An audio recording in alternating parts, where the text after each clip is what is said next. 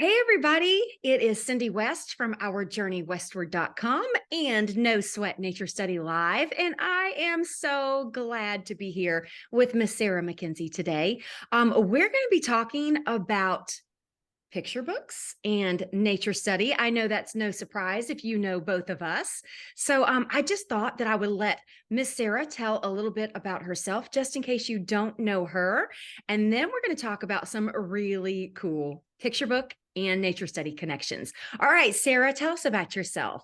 Yes, thank you so much for having me, Cindy. I love chatting with you. So I'm Sarah Mackenzie, and I run the Read Aloud Revival, which is a podcast and an online community where we are super focused on helping kids fall in love with books and helping moms fall in love with homeschooling. And picture books are my love language. I just love so much the beautiful the marriage of a beautiful text and really exquisite illustrations to tell a story and really enliven our imagination. So I'm excited to talk about this today with you. Oh, And I'm actually, so I should mention the homeschooling bit that my husband Andrew and I have been married for 21 years, and we have 6 kids who we've homeschooled since they've been in school since the beginning. And we've got 2 that are graduates, 1 that's about to graduate, and 3 still at home who are 9, 9, and 10. So we're still, we've been at it for a while, but we're still really in it. you are still really in it, and I love being in it. So I Yeah. guess maybe I'll tell a little bit about myself in case there are some people who don't know. I've been homeschooling for 21 years. I don't know. I've kind of lost count at this point. Yeah. I've also graduated 2 of mine, and then I have a 10th grader. And I tell you, I'm looking forward in some ways to having less on my plate, but I'm going to miss this like crazy. Homeschooling Mhm. is not easy. It's not always for the faint of heart, but it is so worth it. I can turn around on this end and I can say, oh, I almost wish that I had more to keep doing this because it's been such an amazing experience. And so you and I have worked together plenty of times on projects that have to do with literature and nature study because they meld so beautifully together. But the whole main reason, besides talking about some books in nature study, that we're here is for a little celebration of sorts, too, because you guys, Sarah has a brand new book coming soon called A Little More Beautiful.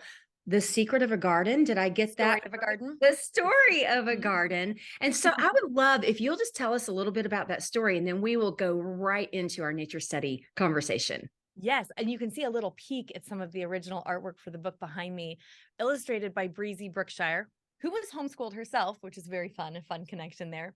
The picture book is about a woman named Lou Alice, who you might notice this little nod to Miss Rumphius, if you are familiar with the picture book Miss Rumphius, who leaves each day more beautiful than she found it. And one day she is taken from her cottage to a new home, a nursing home, and nobody really notices that she's gone, even though she's done all of these invisible tasks, making the world beautiful for everyone else during all this time, except for a little girl. And this little girl realizes that she's going to take up the work of Lou Alice, but it's not quite enough just to take up the work of those who've gone before her. She has to do something herself to make the world more beautiful. And so it's a story of gardens and friendship and carrying on beautiful traditions before us, while also like figuring out what is the beautiful thing we were put here on the world in their world to do.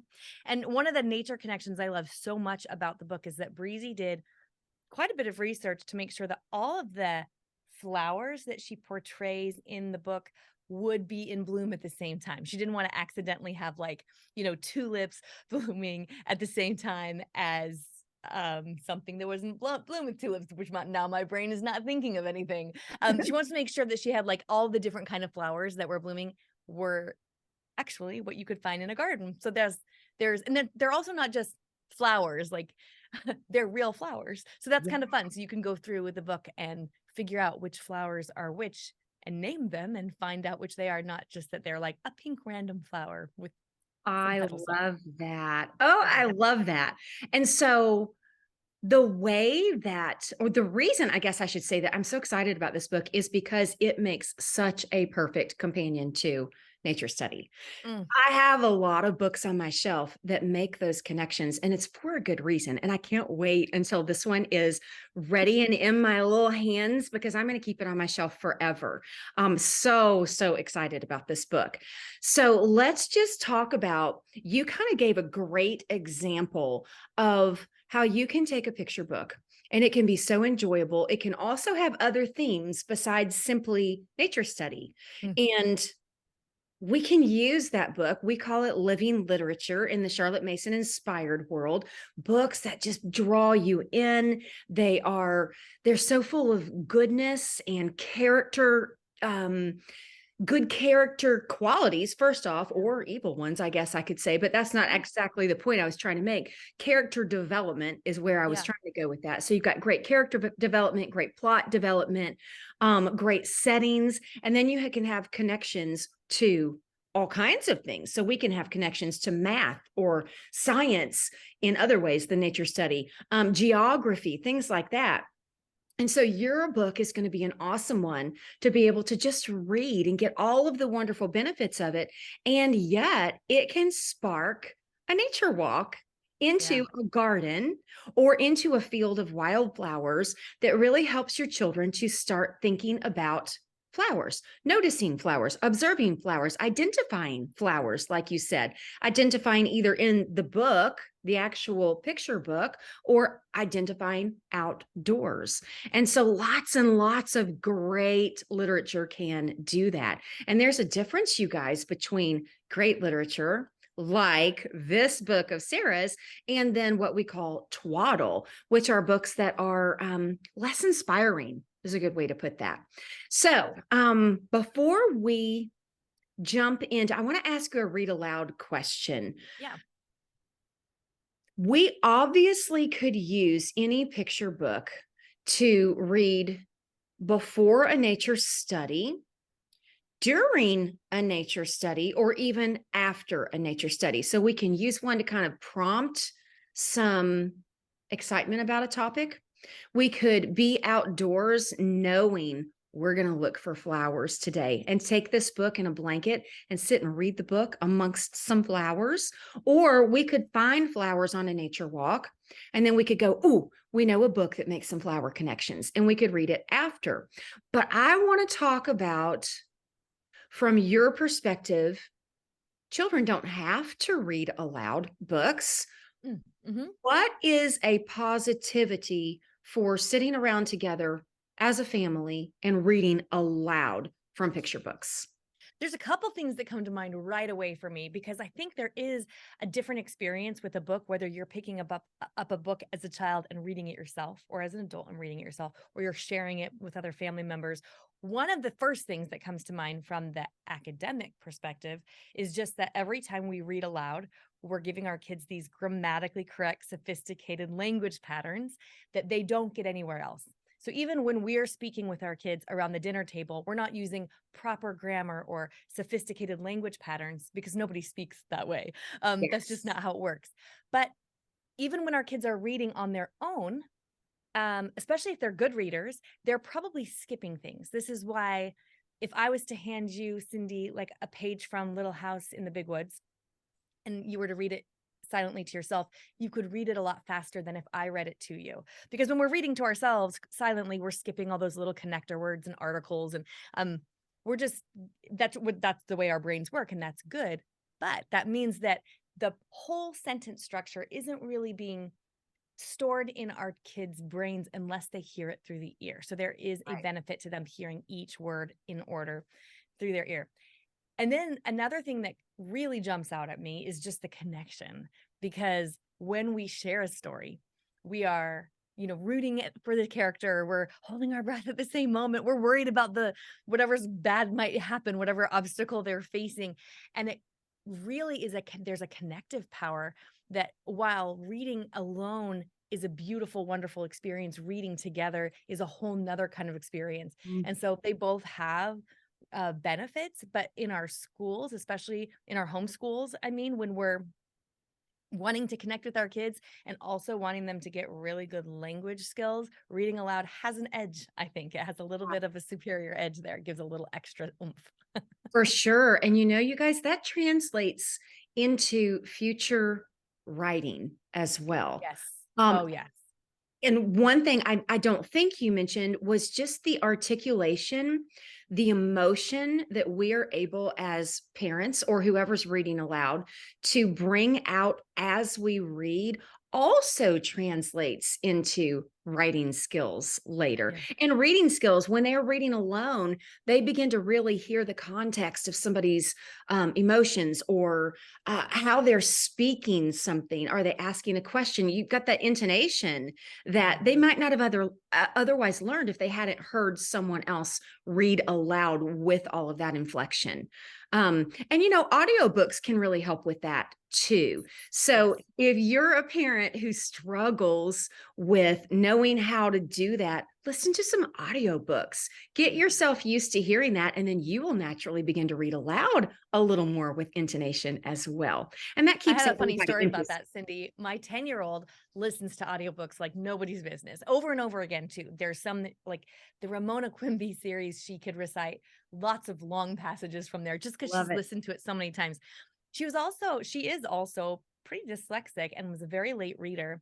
But when she's reading aloud now, she went from like barely being able to sound out words to when she's now able to read, she can read out loud with a lot of inflection and pacing and cadence. And I think it's just all that oral language that she heard over years of listening to audiobooks and read alouds, that then when she sees the words on a page, she can she knows how to deliver it because she's heard it so many times before. It's not brand new. It's familiar She territory. probably doesn't just know how to deliver it. That really probably helps with the dyslexia, honestly, being able to fill in gaps of, okay, that didn't make sense when I read it, but I Yes. have heard sentence structure so much that I know I need to go back and recheck that. Yeah. So yeah, Yeah. some I think so. awesome connections to all kinds of things for Yeah. reading aloud. So thank you for that. Yeah. All right, so let's get right to it. Besides a little more beautiful, you and I have both brought just a few because we could have together probably stacks and stacks and stacks We of could. books that would make fantastic connections to literature. I mean, fantastic connections to nature study that are also good literature. So that Yeah. living literature versus the opposite, which I call twaddle. So I'll go first with one. We'll just Okay. go back and forth.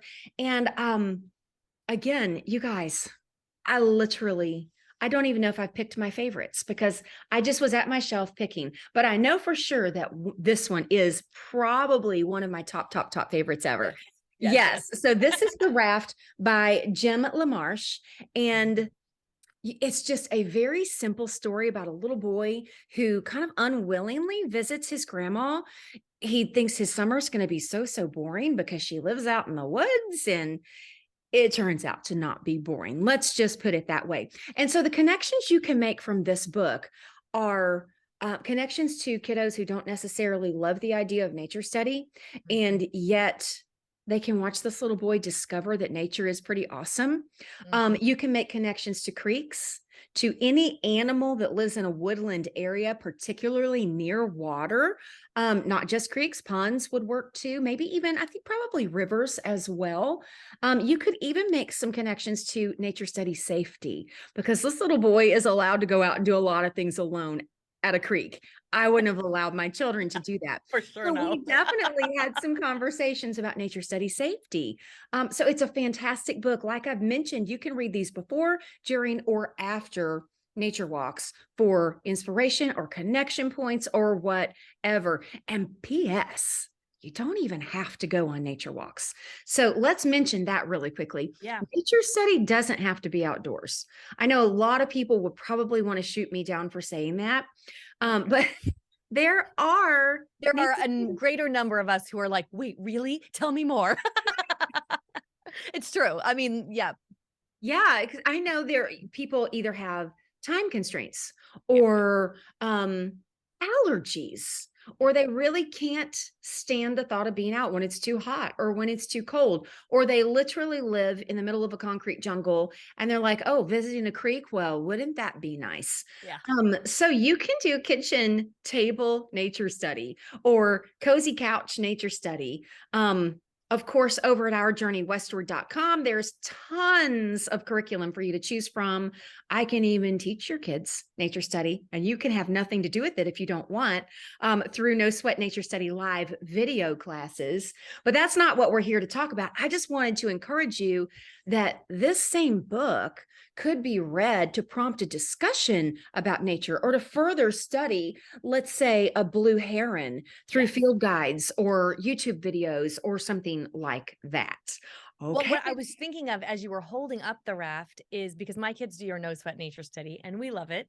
And one of the things I love about what you do there is you have a reference picture that they can use.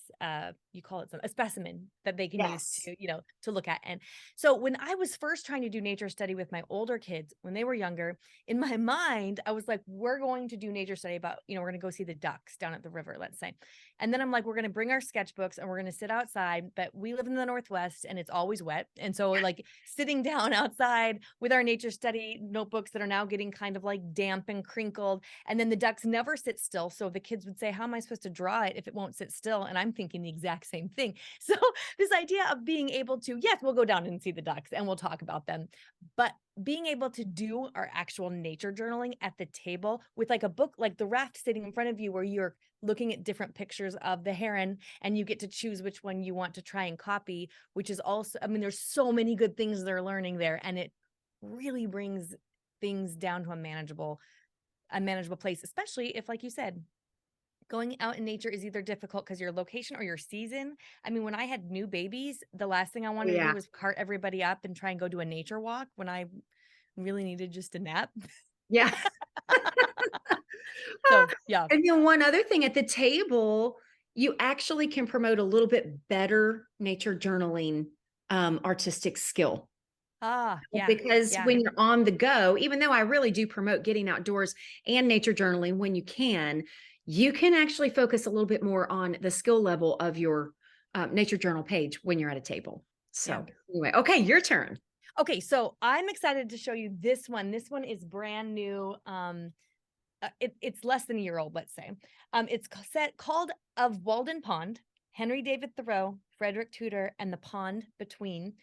And it's a picture book biography that tells two stories, one of Henry David Thoreau, one of Frederick Tudor, both their interaction over Walden Pond. And my family just took a trip to the Boston area last year and we got to visit Walden Pond. So I was very excited to show my kids this book. I'm like, remember when we went here, which does not feel like a pond, by the way. It's a lake. I don't know why we call it a pond. It is definitely not pond.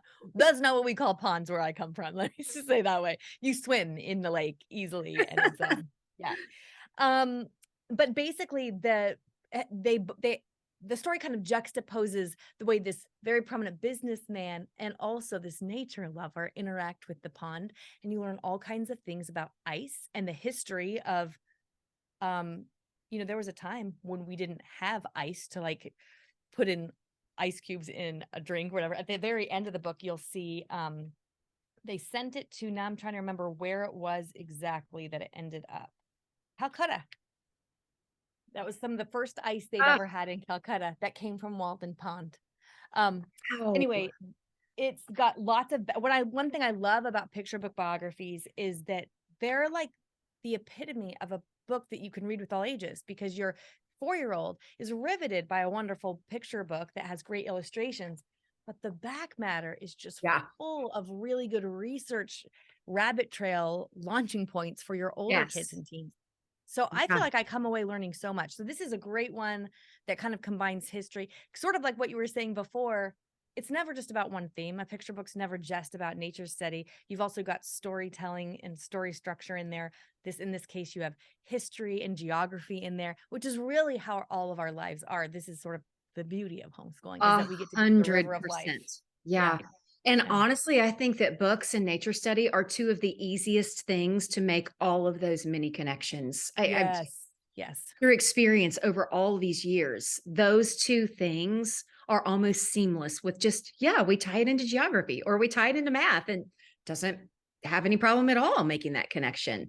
So I love what you said about biographies. Well, P.S., we did a class on Henry David Thoreau and Walden Pond, and I never knew that book existed. So now I have to go back and update the book list Yes. on that. It might not have been Fantastic. out when you did your class because It may it's not fairly have new. been. Yeah. It may not have been. Okay, so speaking of biographies, this one is a little less biography-like as compared to what it sounds like in that book. Just trying to think if it's got anything in the end. I don't Oh, remember. Sure does. Look at that. Look at that. We have some Oh, look at wildflower. that. We have some wildflower identification in there. So this is a biography on Lady Bird Johnson and her push to get wildflowers along the interstates to beautify all these new roads that were being built at the time. So this is a fabulous book that clearly makes a very easy transition into studying wildflowers or any kind of flower. You don't necessarily have to find wild ones. You can find some that might be growing in a pot on your porch. But it helps you really get excited about the idea of looking at a flower closely. How is it colored? What's going on with its petals? Who is pollinating? So there are all kinds of jumping off points for a book like this. And again, I love the biographies because what we just found in here is the same as in what your book that you shared. There are extra ideas for you to use. Okay, so this one was called Miss Ladybird's Flowers by Kathy Appelt. Okay, your turn. Okay, I've got one more picture book biography Great. because that's what we're they're so the connections here are so rich. This one is also fairly new. It's called Ansel Adams, A Life in Nature, which is about the photographer Ansel Adams. And the thing I really love about this picture book biography in particular is that I think it will inspire your kids to try their hand at nature photography. There is a yes, there's this particular spread. I think one of the things I love so much about a well-told biography is it doesn't just give our kids history, it also inspires them to see themselves as a part of history. Yeah. And I think because picture book biographies often focus on the childhood of not always. In the case of Walden Pond, it's not focusing on the child of Henry David Thoreau or Frederick Tudor at all. But in this case, it really focuses on where Ansel Adams's love of photography came from. And then your kids will get inspired to do some photography themselves. And I'm going to look and see what's in the back of this one because I can't remember. Yep, there are some real photographs by Ansel Adams and of him, and then more resources for your older kids and students. So this could be a launching point for all kinds of great close looking, which is what we do with nature study, right? We learn to look closely. Yeah. So our conversation has a problem as far as my husband is concerned, because now I'm putting at least 2 new books in my Amazon cart. One that is not necessarily a biography, but kind of sort of is a story about someone that could easily be a biography of an actual person is Rocks in His Head by Carol Otis Hurst. I've never seen this. Oh, it's so cute. It's just a story of a man who has always loved to collect rocks. And he actually went into an occupation that allowed him to do some of that as well. I found that this book is so loved by kids who already like to collect rocks. They like to identify rocks. It's a great little book for them, but it's also a good book if you want kiddos to get excited about the idea of boring old rocks and to notice that they are cool and different. It's also for those kiddos who love just nature collections in general. This will really build them up that it's okay to do that and to make some collections that will that are treasured for them, that it's meaningful that they love to collect things. So another good one. Do you have another book to share? Oh yes, I have one more to share. I was going to say I don't have that one. I've never seen it, but I just jotted it down so I can grab it after we're done. I have one more to share. This one I wanted to share, and you might recognize this one, Rocks of Oxen by Alice McLaren, illustrated by my all-time favorite, Barbara Cooney. And you might recognize it because it's an older book, but there are lots of nature connections. It's set in, I think it's either New Mexico or Arizona. It's set in a desert where you might actually feel like there isn't as much nature as we might think of when we're thinking of like the lush greenery of like, some of these other places like Boston and these other places that you sort of think of, trees and all the growing things. And in a desert, we might not think that as much, but it's really not about nature at all. It's just makes you want to get out in it. Yeah. So when you read this book, it's just a story about kids who have this whole make-believe store and world using rocks and twigs, and your kids will not be able to help themselves after you. If you just read this book and never give them the idea at all, you may find them outside, creating their own outside make-believe world and really getting close to nature. And I love that because my kids have not always been the kind of kids who are super, I've heard of people who are like, I just have a hard time getting my kids to come back in from outside. Mhm. And that's not always been my experience. Sometimes I Right. have to convince mine to stay outside for longer. And so books like this can kind of help with that. If you've got kids who you need to be like, get outdoors, go, Get go, go. outdoors.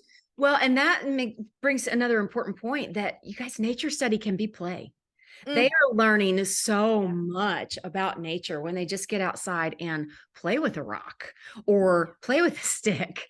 And that I think I wrote a post many moons ago because I had very, very active boys. And I always got the question, how do we do this with kiddos who are active and they would rather climb a tree or jump off a tall boulder or something? And I'm like, let them do that because there is so much that you're learning about the strength of a tree and Mm, the texture of a tree and what's tree bark like. Why is this one slick and I can't climb up it as easily as I can with this one that's not slick, for instance? So, just the tactile experience yeah. teaches a lot. Call it experiential learning. Yeah. Okay, so I have just two more along. I'm going to just hold them both up at once Okay. because neither one of these, by the way, Oh, Miss Sarah and I did a class together about this book. It's called The 100-Year Barn by Patricia McLachlan. It's a newer book. mhm.